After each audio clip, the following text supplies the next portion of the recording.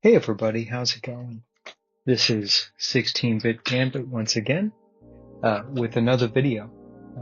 My goal for this video is to show you my process for throwing scripts behind my character node and program the ability to switch between animations, walk, run, jump, and attack. Cards on the table. If I had to do this on my own by myself, I wouldn't be able to do it. I've been utilizing a lot of other videos in ChatGPT in order to get this code what I think is clean and efficient.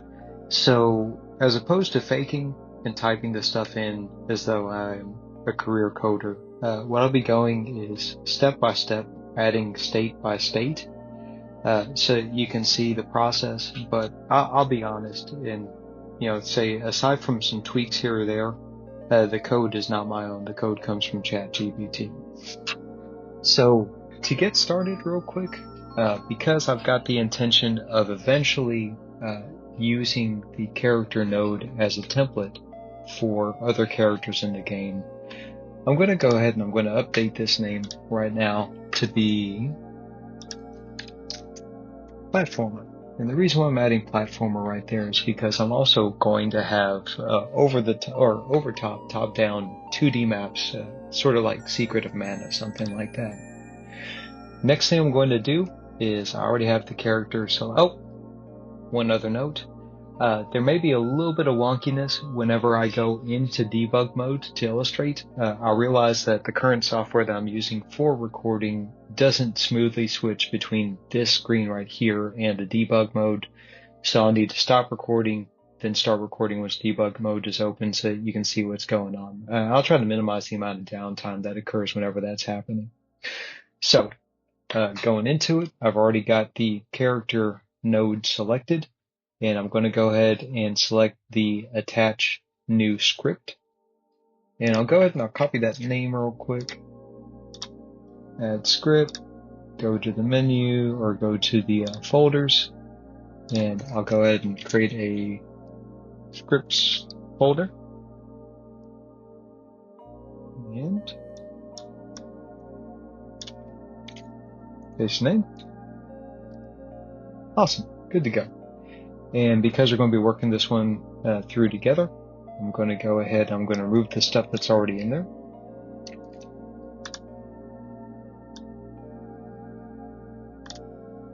So we can go step by step. Okay. Now, before I get started, what I'll need to do is I go to project settings, and then I will go to input map.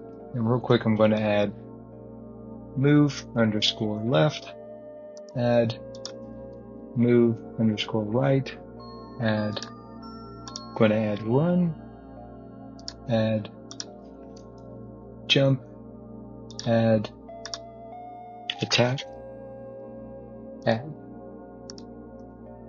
And while I'm in this interface, I just click this plus button right here, and I type the button that I'd like to use. So for left, I just type left. I do plus again. I also do the left arrow.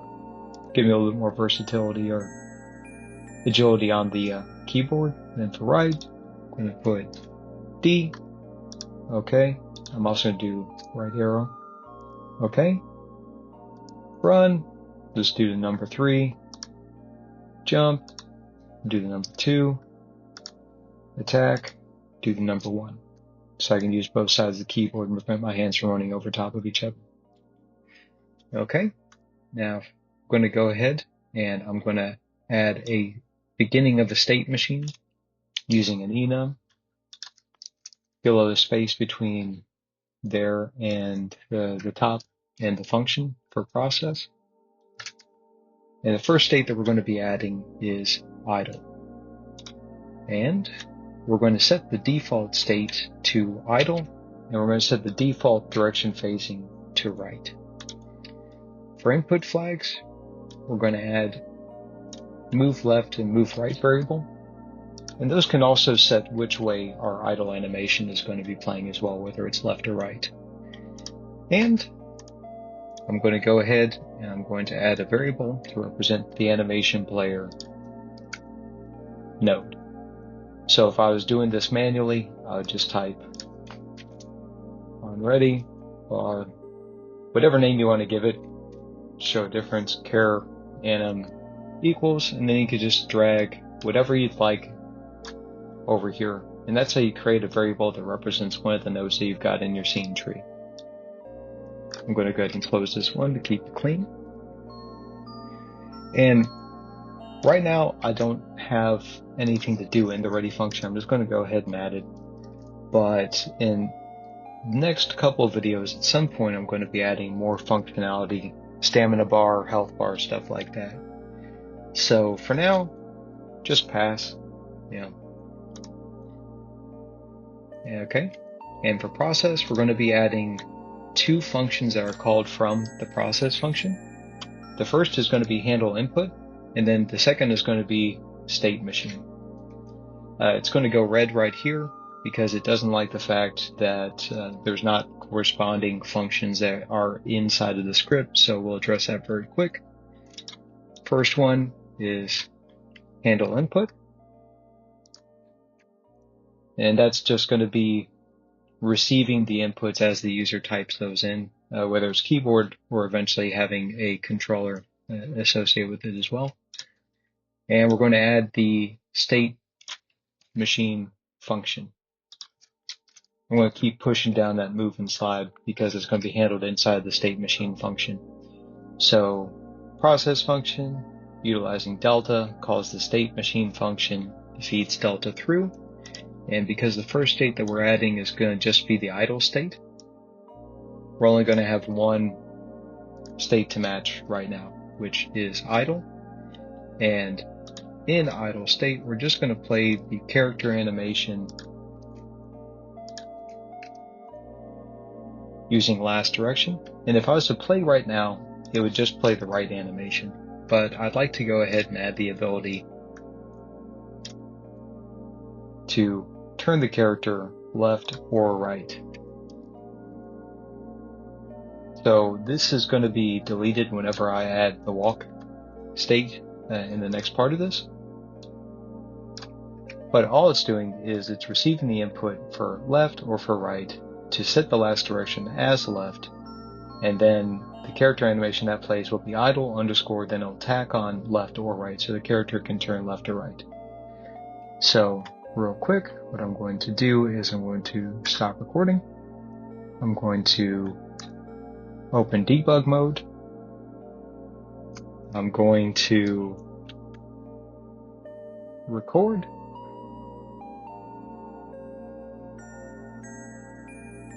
And I'm recording now, and you can see I'm chilling out on the map. I'm facing right. If I press left, I'm facing left, right, left, right, left. F8 to close out. Done recording. Now I'll start recording again.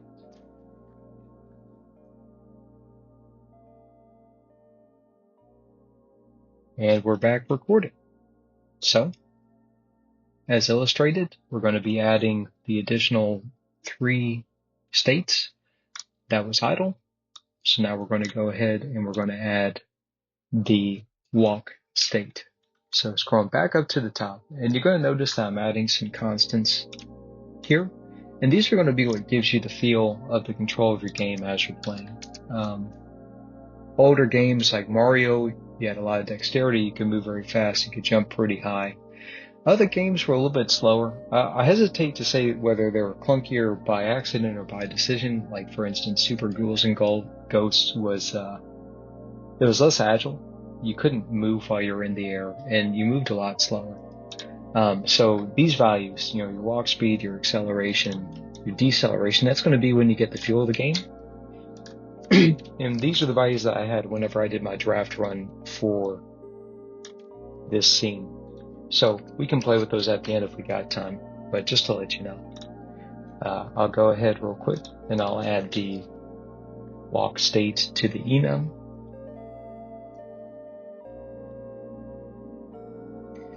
And under state machine, we'll go ahead and we'll now add gravity, which will lead to something kind of funny in a second.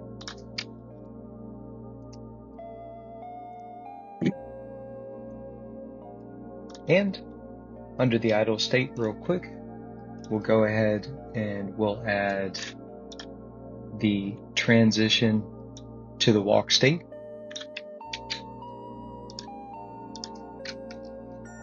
I'll go ahead and remove those values real quick because I'm no longer needing those. If move left or move right, current state becomes walk.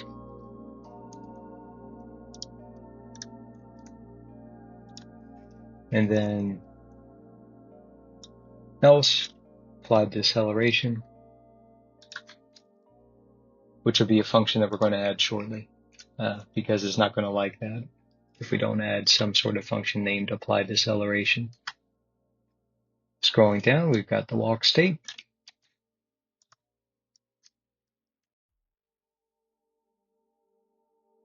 And we're going to be applying velocity in the walk state.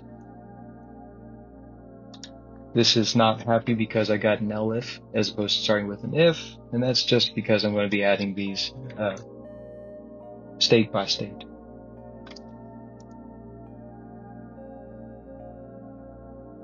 And finally, adding the applied deceleration function at the very bottom. So, applied deceleration using delta, if you're moving in the positive x direction, then it's going to be nerfing your speed down to 0. If you're moving in the negative x direction, it's going to be returning you back to 0 just from the opposite side. And this should work. Let's go ahead and press stop record. And we will enter the debug mode. And I wish I was able to show you that, but I just fell off the screen. So, unfortunately, I can't start recording that fast. So the reason why I said something funny would happen. Record.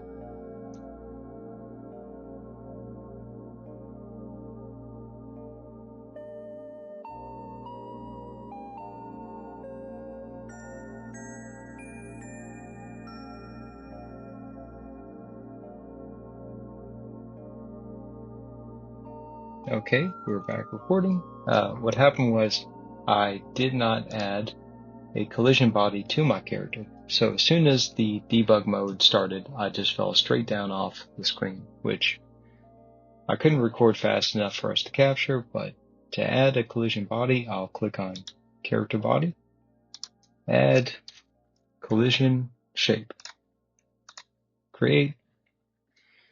Got it at the bottom so I can see it in front of the character. And I'll just move over to the inspector node, and here at shape, I'll click on empty. I'll add a circle, and then real quick, I'll drag it down and I'll shrink it. Now I'm going to eventually add multiple bodies that I'm using for this for different purposes. A lot of the programming for what you can do later on with your game is going to involve these bodies and how they overlap with each other. But the only purpose for this one is this is going to be where the character hits whatever it's standing on. Okay. So, now let's go ahead and we're going to stop recording, enter debug, start recording. And now you can see I'm staying on top of those physics bodies that were put into the tile set, although I believe I can fall through the ground over here. Nope, I'm a liar. Okay, I'm just going to go off the side. Park. See? Cool. So stop recording, F8, and click back on here, then start recording.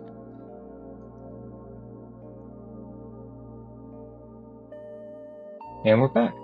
So now we're going to go ahead and we're going to add the jump animation. So I'm going to click on the script now. I'm going to go back to the top and I'm going to start adding the constants that I'm going to use for jump force. So real quick,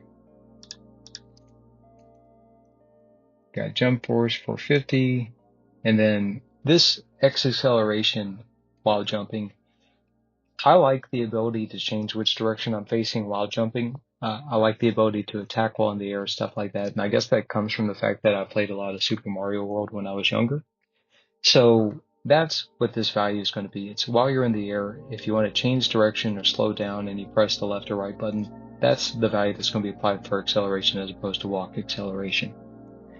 I'm going to add the jump state.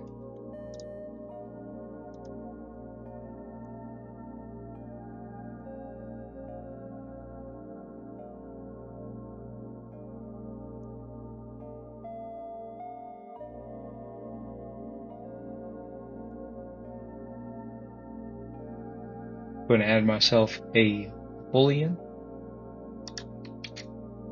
Jump is false. And these two right here are a couple of artifacts. Eventually I'd like to have the ability to do a double jump for my character. So for now these are here, but it's just not anything I'm going to demonstrate.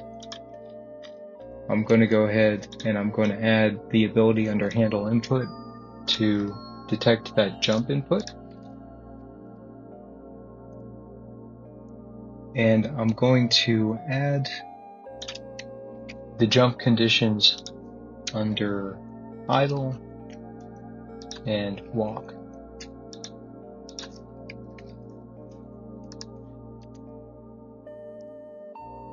If jump, now if equal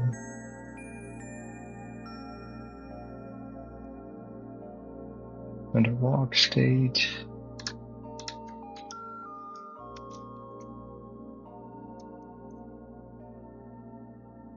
If jump,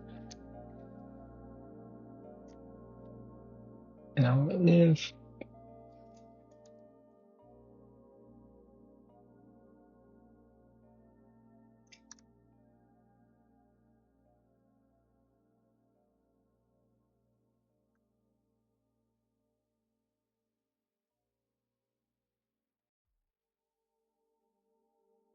jump state.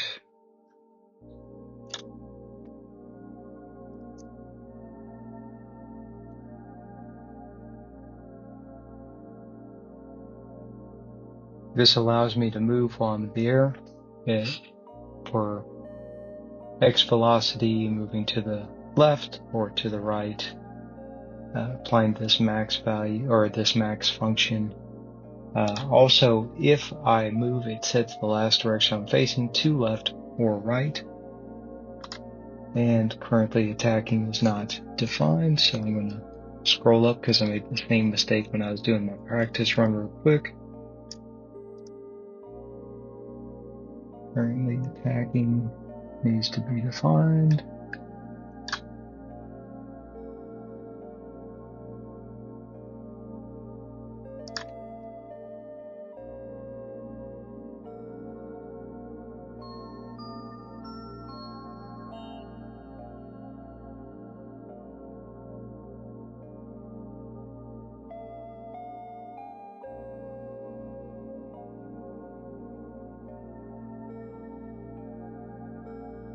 Is on floor, resets jump count to 0, resets state to idle. Alright, so we're going to stop recording. Going to enter debug mode. Going to record.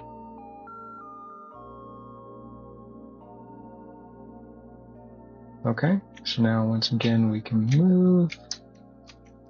And we can jump really darn high. That's something that I'm going to play with later on to get a better feel for it. That's just too much, especially if I'm going to have a double jump for later. Also, I may play with some function when I'm off video to basically say the longer you hold jump for a certain period of time, the higher you're going to jump, very similar to other games, because this is just not intuitive, but for now, it's just demonstrating how to add all this stuff. So, stop, F8, exit, back on Godot, start recording.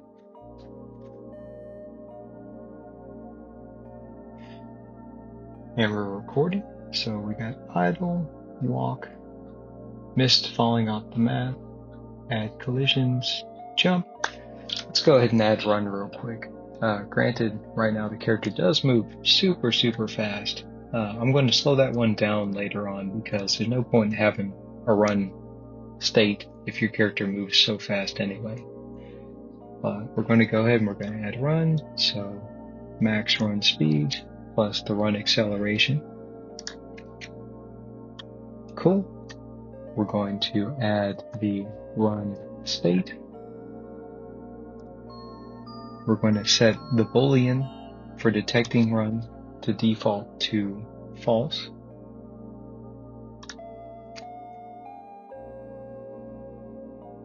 And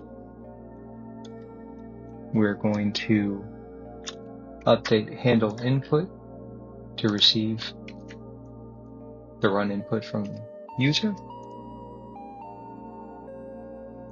And we're going to start updating our other states. So we're going to update the walk state to receive if you are running.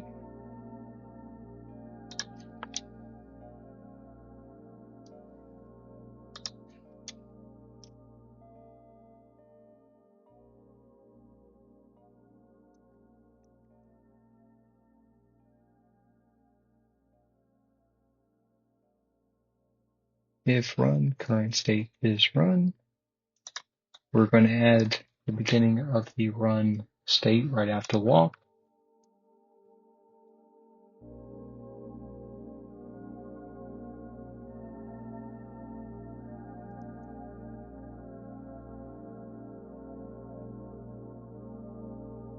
Add the ability to jump from the running state.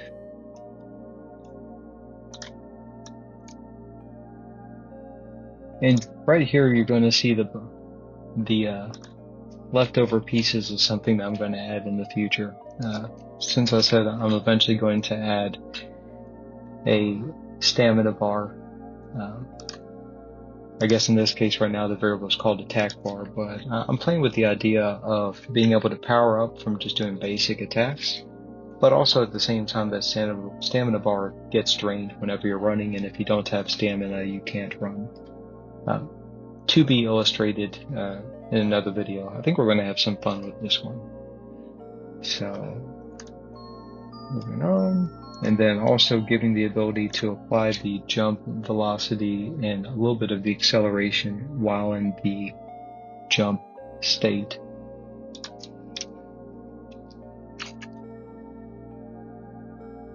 If run, move left, move right.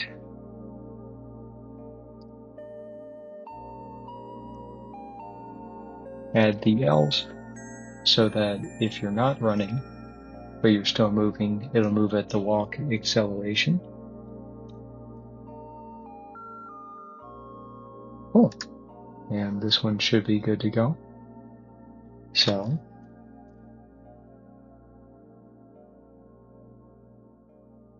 going to stop recording, going to start debug mode, and going to start recording.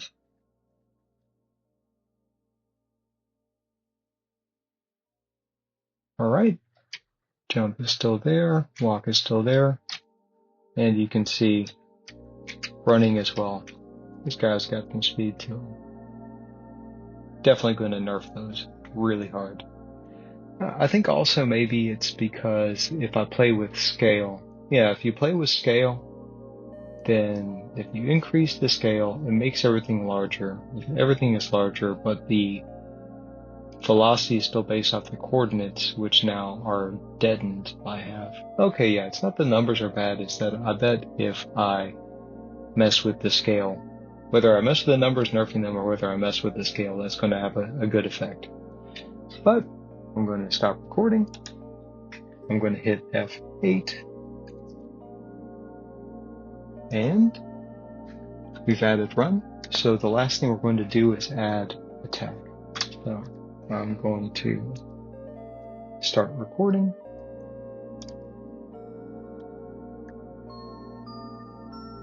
we're recording now, and I'm going to go back up to the top. And attack doesn't really have its own constant, I guess, except for knockback force, but that's going to be something that gets utilized a little bit later on. For those who know, cool. And acceleration, slow deceleration, jump force, blah, gravity. Okay.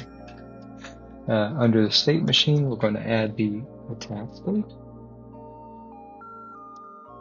And we're going to set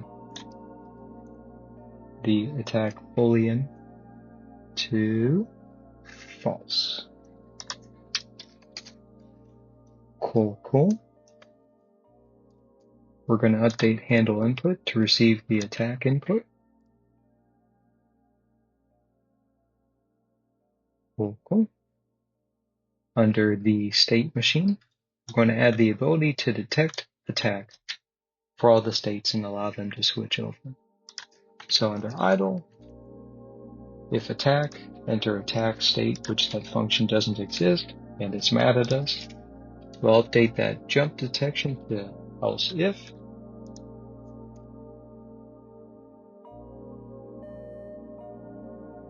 We're good to go. Move left, current state walk.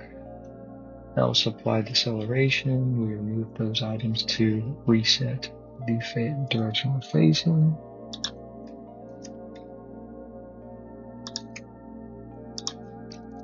Under the walk state,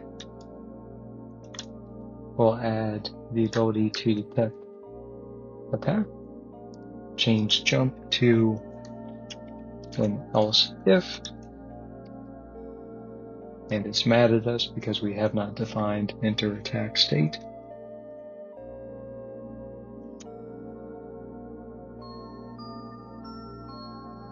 Okay, moving on. Under the run function, we'll add the ability to detect attack.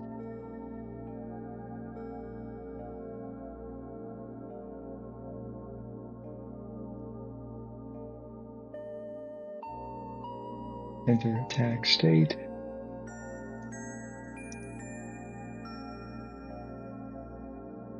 Under jump, we're going back up and run if attack. LF jump. Under the jump state, if attack, go to attack state. If run, move left, F, moving, cool.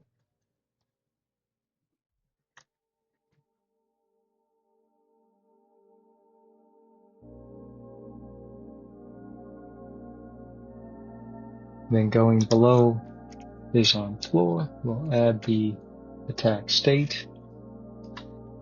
If run, if move left, set the speed, move right, set the speed. You can see whenever I was first using ChatGPT for this one, it tried to set the velocity to 0 when attacking, which led to a very awkward stop when you're attacking, which the way I play games, I don't really like that. Maybe that's an opinion thing, but I like the ability to continue moving and changing direction when attacking, when jumping, etc.